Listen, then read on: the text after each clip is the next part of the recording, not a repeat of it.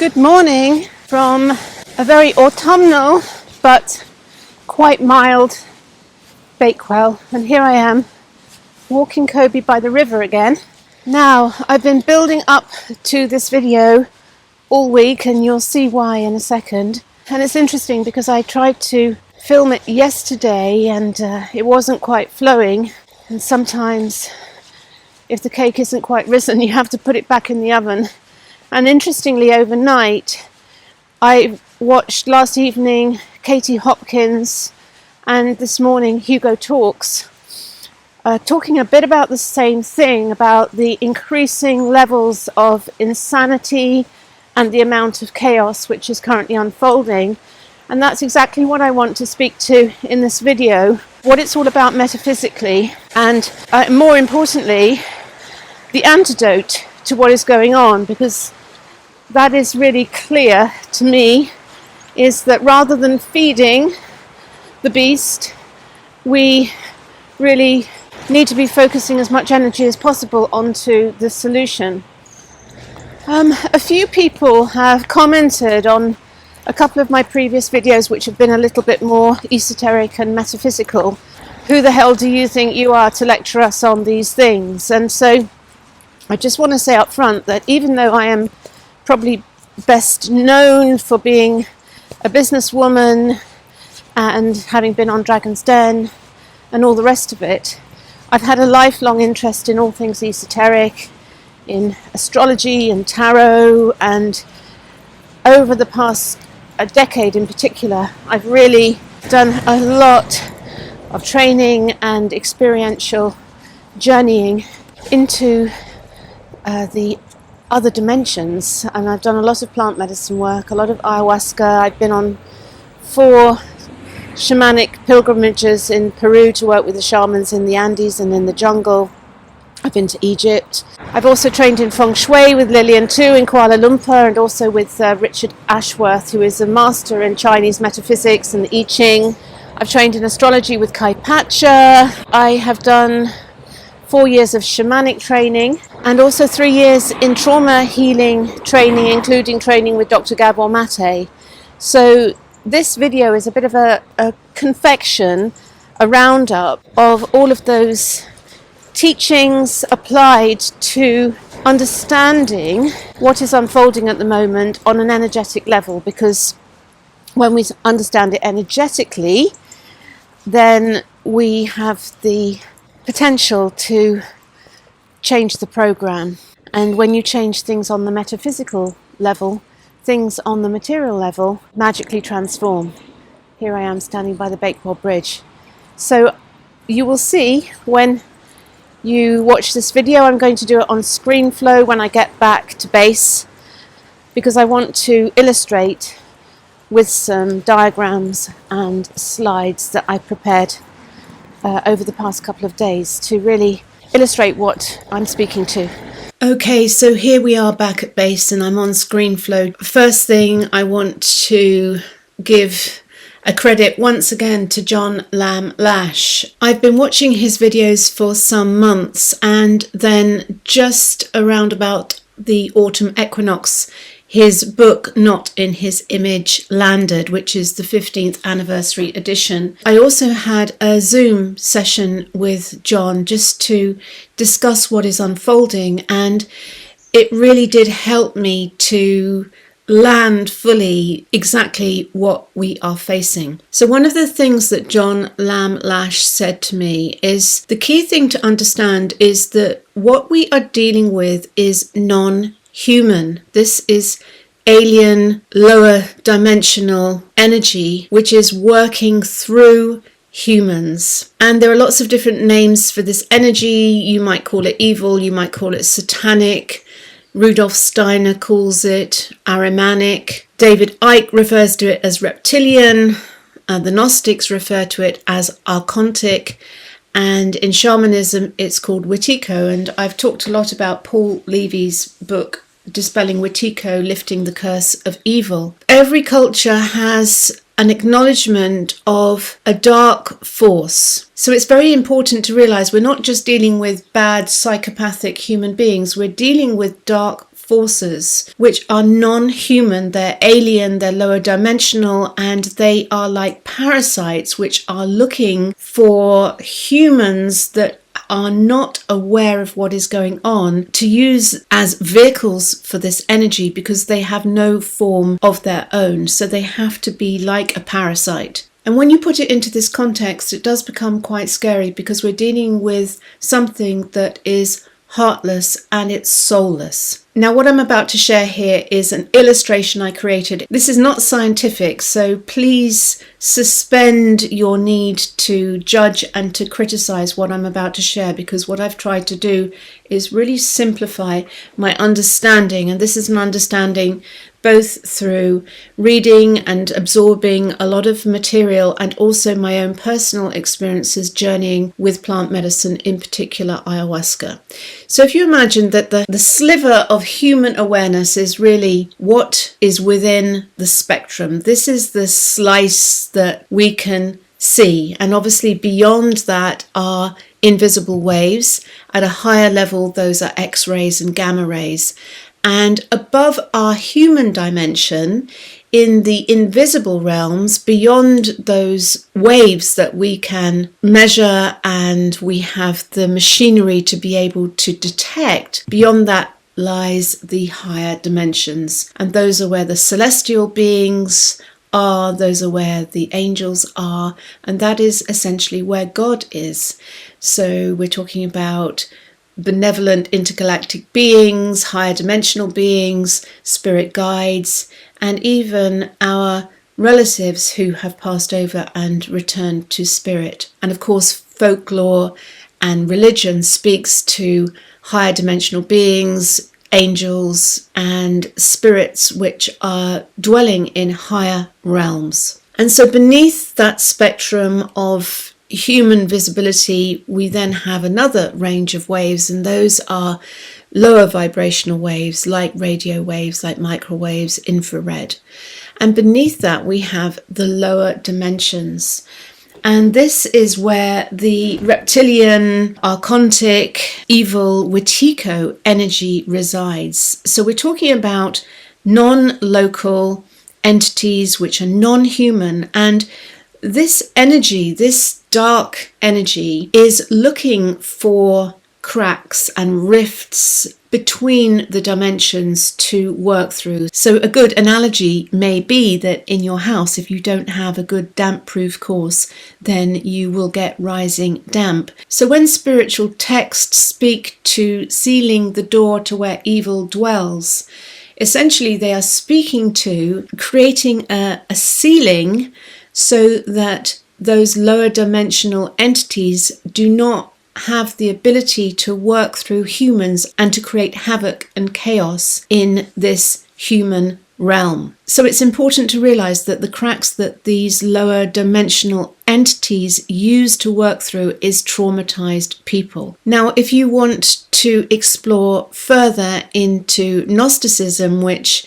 really explains the higher dimensions and lower dimensions, then this is a very interesting illustration created by the visionary artist Lawrence Caruana, and I will put a link to his video on Gnosticism, which really helped me to understand the essence of the Gnostic teachings, which explain this in a lot more detail than I can on this video. Okay, so let's talk a bit about the nature of trauma. And of course, we all understand about the fight-flight response. We have an overwhelming, external, terrifying threat, and the reptilian brain, the amygdala, kicks in microseconds, and typically it takes us into one of two states. We either go into fight response or we go into flight response. And fight response is an expression of anger, and flight response is an expression of fear.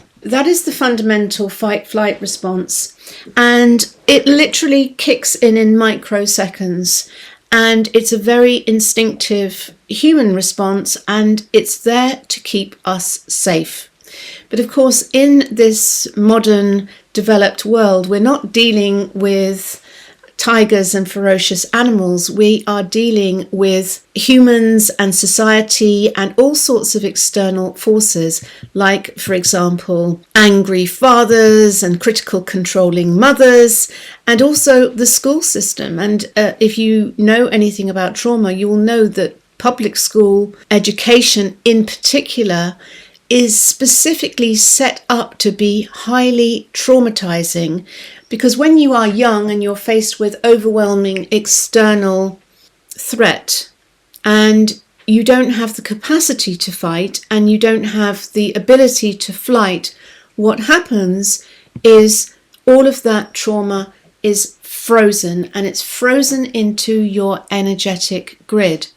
Now, this is a really important point, because if you imagine the huge amount of kinetic energy that the reptilian brain and the human body creates in response to an external terrifying threat, that is a huge amount of energy which enables you to almost go into a superhuman status to fight the external threat or to run away super fast. But if you can't actually use that kinetic energy in the fight-flight response, then that kinetic energy is literally frozen into your energetic grid. And this is the cause of a huge amount of problems, because what happens, the more that you freeze that trauma, essentially it creates individuals who are unable to feel.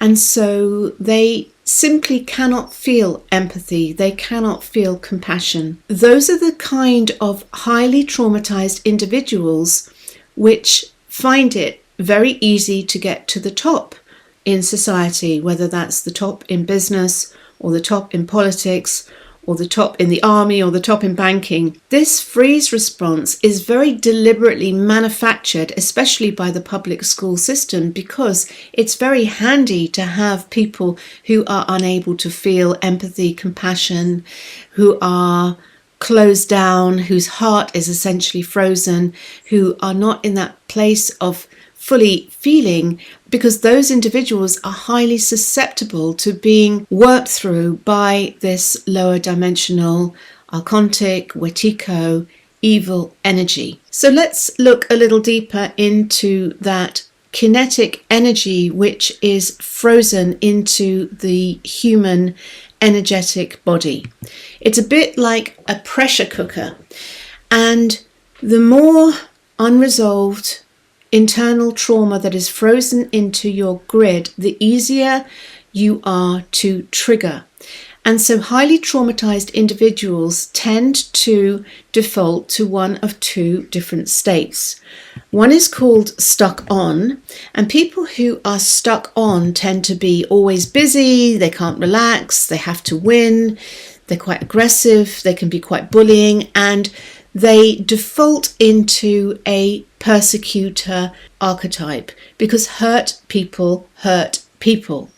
And the other side to that is stuck off. So people who are highly traumatized, who go in the opposite direction, tend to be depressed, anxious, fearful, nervous, and they take on the role of victim. And so what happens is you get a persecutor-victim dynamic. So this persecutor-victim dynamic was explored by Stephen B. Karpman, and it's called the Karpman drama triangle for that reason.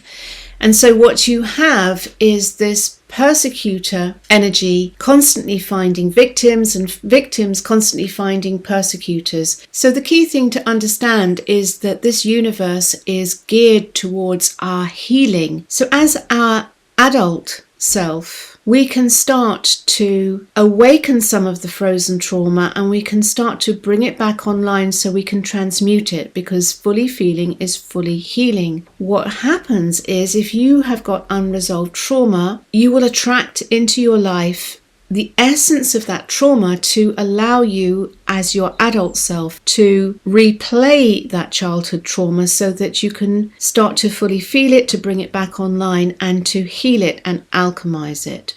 So what you will find is if you default to that persecutor archetype, you will constantly be attracting victims into your world. And if you default to the victim archetype, you will constantly be attracting persecutors into your world. And all of these external players are actually gifts if you can move beyond their triggering and see that they are being sent to help you to bring that unresolved trauma back online. So there is a third archetypal role in this triangle, which is the most dangerous role, and that is the rescuer. Because in an attempt to salve our unresolved trauma, if we are caught up in this persecutor-victim dynamic, we will either attempt to become or to look for a rescuer. And this dynamic of the persecutor-victim-rescuer, it's important to realize that these roles are interchangeable. So if a victim reaches to a rescuer gets involved and the rescuer starts to persecute the bully, and so the persecutor becomes the victim, the rescuer becomes the persecutor. So the triangle is a self-generating drama that constantly plays out. It's key also to realize that there's a lot of release when a victim moves into the rescuer role, and you quite often see this with people who move into healing roles in their life, that maybe they've suffered a huge amount of childhood trauma, maybe around, say, sexual abuse, and then they, as an adult, set up a trust or a foundation or set themselves up as a therapist to help people who have been subject to sexual abuse as a child.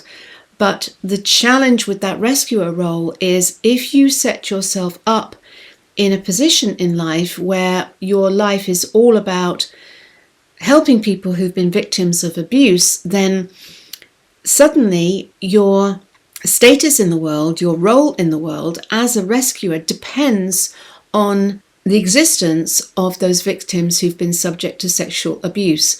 And so rather than moving into that rescuer role, which is very, very tempting, it's far better to go deep and to heal and resolve your own inner trauma so that you don't have to keep manifesting persecutors, and you're also not tempted to move into that rescuer role. And equally, persecutors who are wrestling with unresolved trauma will often move into that rescuer role, becoming a philanthropist and trying to save the planet, trying to save the world.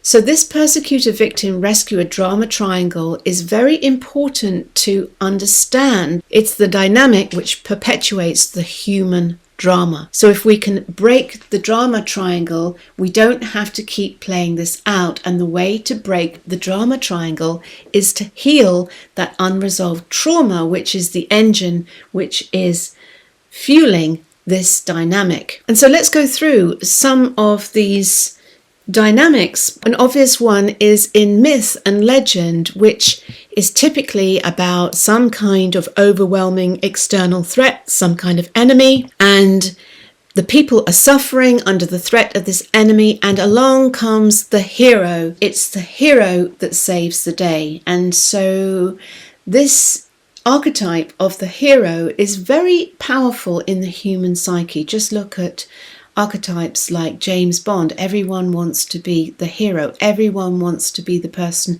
who saves the day. It's a very compelling drama triangle which is embedded in the human psyche, which we are doomed to keep playing out unless we can break this cycle. And let's look at the current situation. We have this terrifying, invisible virus, and all humans are at risk. And hey presto, your government will keep you safe. And so this drama triangle, which is playing out, is a very powerful dynamic. And it's being deliberately done. Because anytime you create an overwhelming external threat or enemy, inevitably it's going to trigger all of that fight, flight, anger, fear response.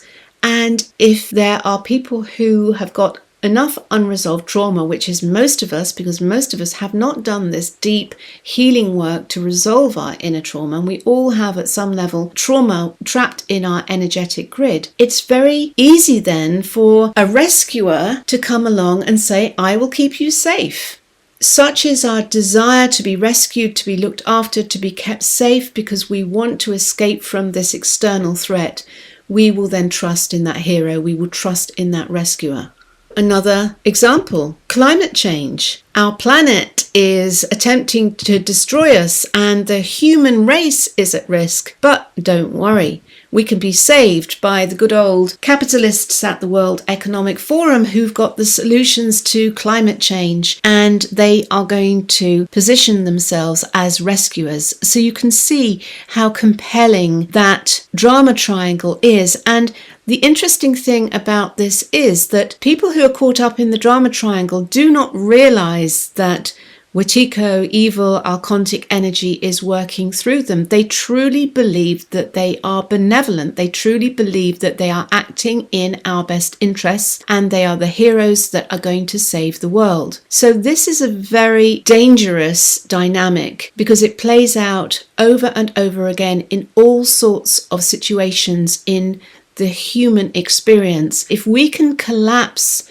these drama triangle dynamics by resolving the trauma, which is the engine which is driving this, that is the true solution. And of course, the ultimate drama triangle, which was essentially manufactured by the Roman Empire after Christ was crucified, and there was a huge uprising of followers of Jesus and the Christian faith. What happened? They took control of Christianity and created a religion which is essentially an angry, judgmental God, where we are all sinners and only the Messiah can save us. Again, I have to credit John Lamlash for really helping me to land this realization. It's this drama triangle which has been responsible for huge amounts of genocide over many, many centuries. Just look at how many Native American Indians were killed. That was the biggest genocide in human history when the missionaries, when the Christians, the Catholics,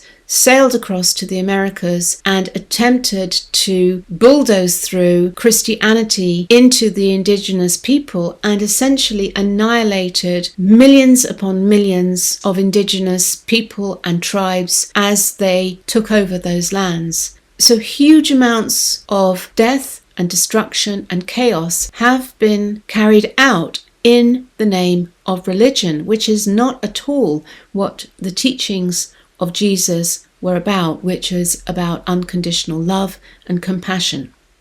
Okay, so how do we resolve the Karpman drama triangle? How do we heal our trauma? So the key thing to realize is that we all have a window of tolerance. And depending on how much unresolved trauma we have, our window of tolerance may be very, very narrow. And what that means is it doesn't take much on the external planes to trigger our unresolved trauma, our frozen trauma. Now, Dr. Gabor Mate has a wonderful saying for this, and he says, take your focus off the trigger, the external trigger, and follow it to the unexploded bomb of unresolved trauma that trigger is connected to. And this is in essence the nature of projection and denial, because it is far easier for us to make externals wrong than to go deep and to look at our own inner pain and to unfreeze that trauma and to fully work with it and to heal our shadow self. So as we start working with our unresolved trauma and we start to heal it, what happens is our window of tolerance starts to get wider and wider. And eventually, the deeper we go, the more healing work we do to resolve that inner frozen childhood trauma. Eventually, we can widen our window of tolerance so that we can be in the world without being pulled into the fight-flight response, without being pulled into fear or anger. And that is the essence of awakened consciousness, of enlightenment, of Buddha nature, of Christ consciousness, of Krishna consciousness, that ability to be love, to be harmony, to be peace, to be the living embodiment of a healed, whole human that does not have to create chaos and drama in their life. And that is what we are all striving to attain. So let's take a look at some of the ways that we can heal our trauma.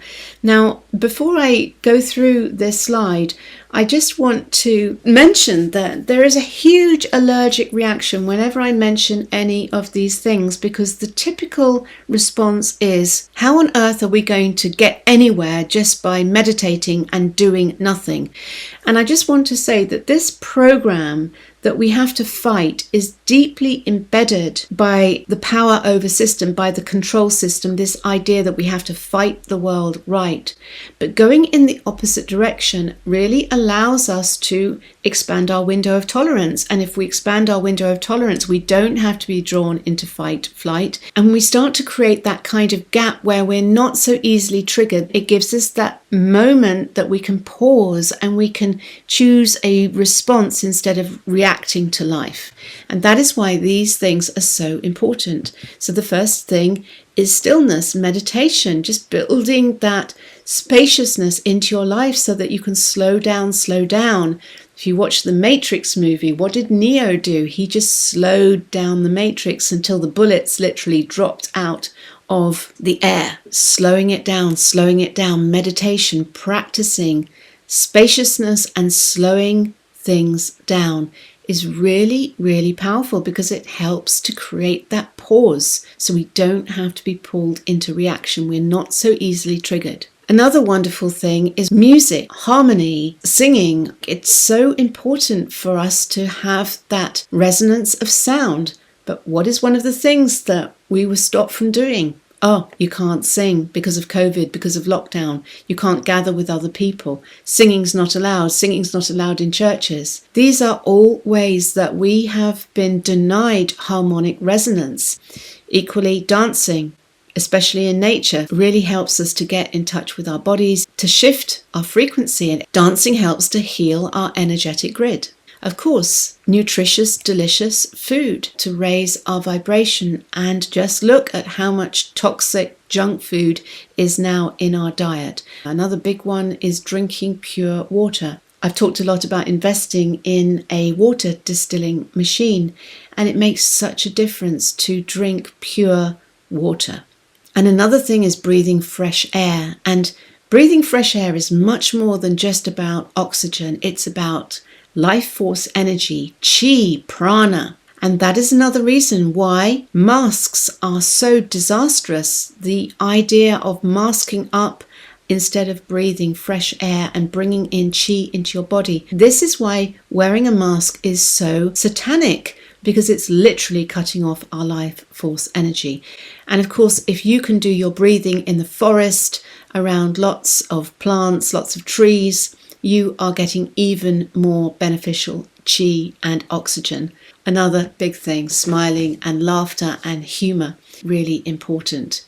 So making that conscious decision to lift ourselves out of those lower dimensional, lower vibrational frequencies and into the higher dimensional frequencies is really, really important. Because what we are dealing with here is the devil, and the devil is all about evil. And the devil wants to control humans. It wants to keep us in chains. And these are the invisible chains of mind control and programming. The devil speaks to us through symbolism and spelling. It's important to realize that this evil Wetiko energy feeds from fear and chaos and anger and dissonance and scarcity and despair and judgment. So, this is the antidote. Reverse the spelling of evil and live. If we shine light and love into every last corner of the labyrinth, if we seal the door to where that evil dwells, that is how we are going to lift humanity out of this dark, lower vibrational energy and into the light. So the next time you are tempted to be drawn into battle, I invite you to remember the words of Florence Scovel Shinn, who is one of the great metaphysical writers of modern times, whose book, The Game of Life and How to Play It, was actually the very first book on metaphysics that I ever bought. And these are the opening words. Most people consider life a battle, but it is not a battle, it is a game. It is a game, however, which cannot be played successfully without the knowledge of spiritual law. Whatsoever a man soweth, that shall he also reap. This means that whatever man sends out in word or deed will return to him. What he gives, he will receive. If he gives hate, he will receive hate. If he gives love, he will receive love. If he gives criticism, he will receive criticism. If he lies, he will be lied to. If he cheats, he will be cheated. Keep thy heart with all diligence, for out of it are the issues of life. This means that what man images, sooner or later, externalizes in his affairs. And so with that thought, I send you much love. Keep the faith, shine your light, stay in your heart, transcend the overwhelming impulse to fight the world right.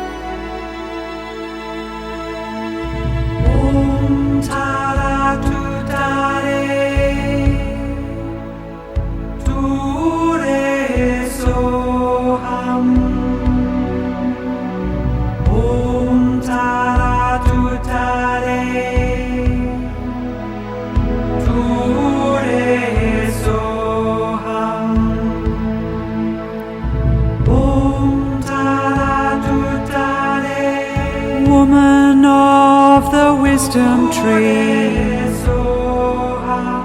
goddess of humanity, singing of the unity we long for.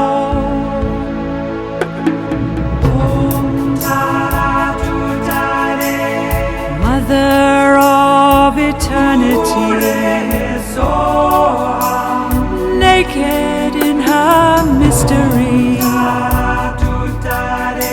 singing of the unity we long for.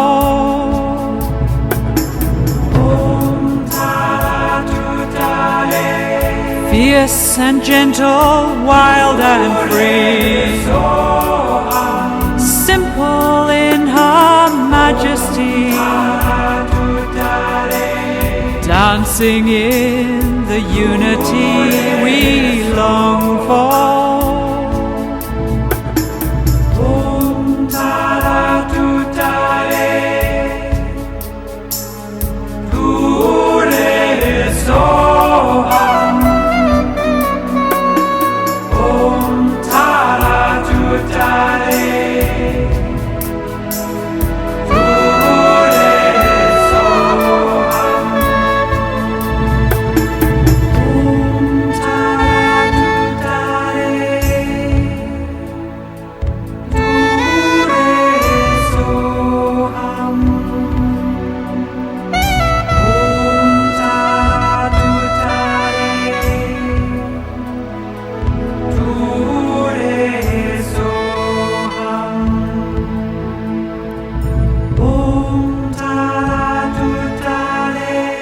Woman of the wisdom tree,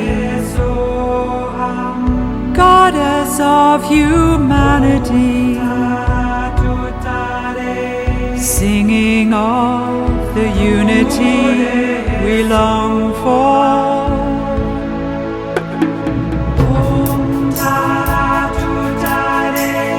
Mother of eternity, naked in her mystery,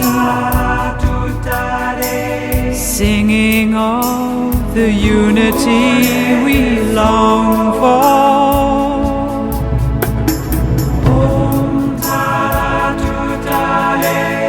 Fierce and gentle, wild and free, simple in her majesty, dancing in the unity we long for.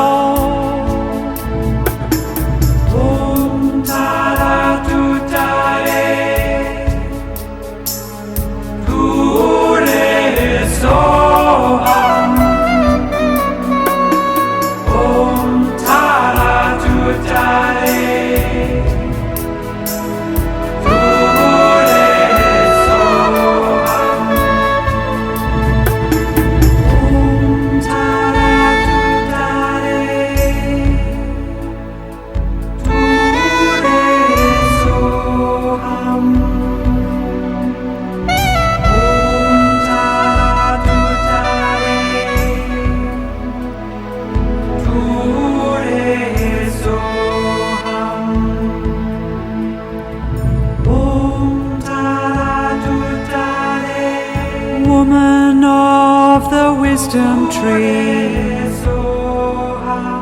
goddess of humanity,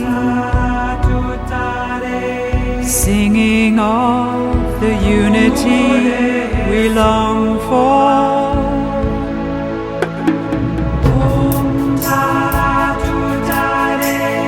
Mother of eternity, naked in her mystery, singing of the unity we long for.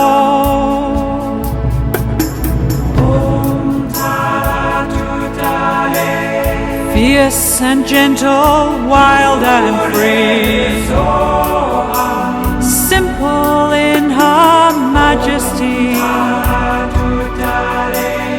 dancing in the unity we long for.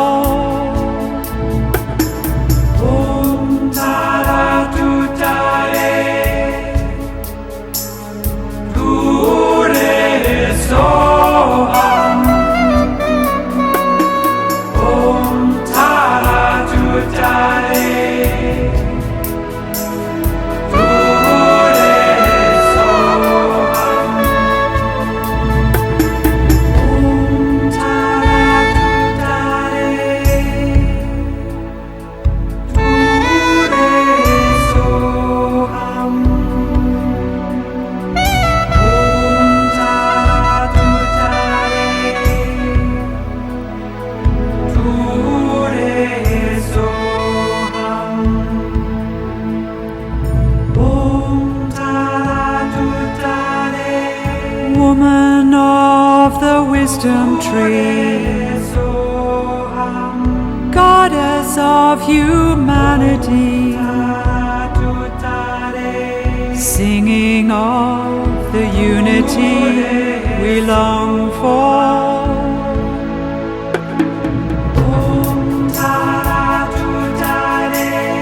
Mother of eternity, naked in her mystery, singing of the unity we long for.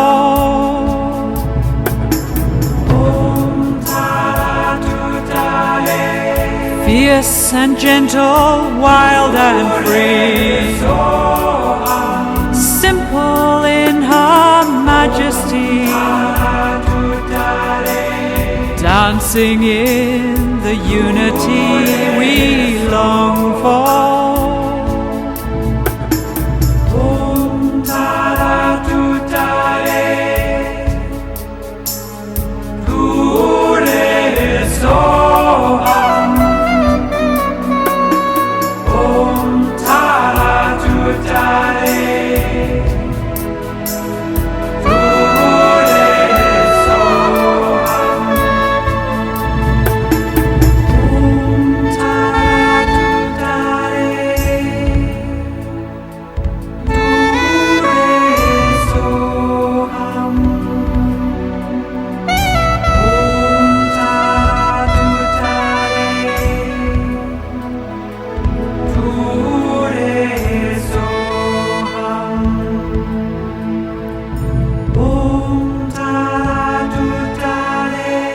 Woman of the wisdom tree,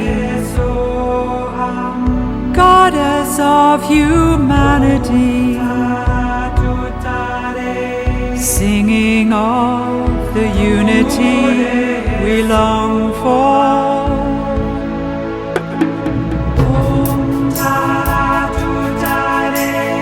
Mother of eternity, naked in her mystery, singing of the unity we long for.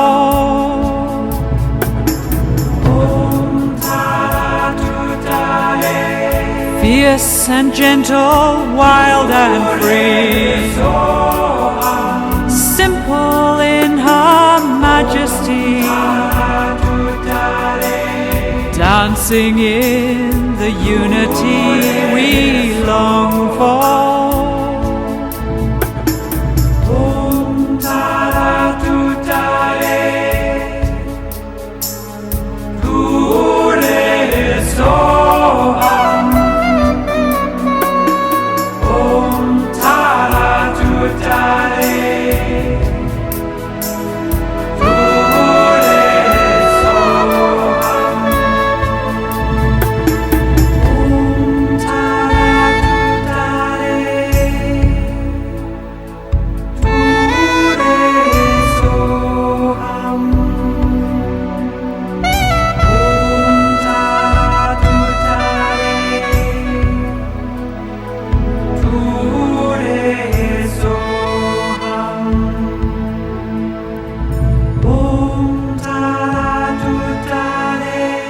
woman of the wisdom tree, goddess of humanity, singing of the unity we long for.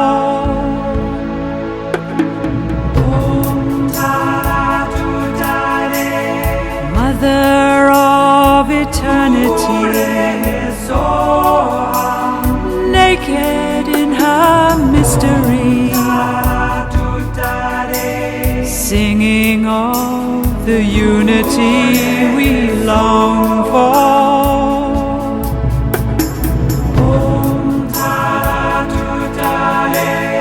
Fierce and gentle, wild and free, simple in her majesty,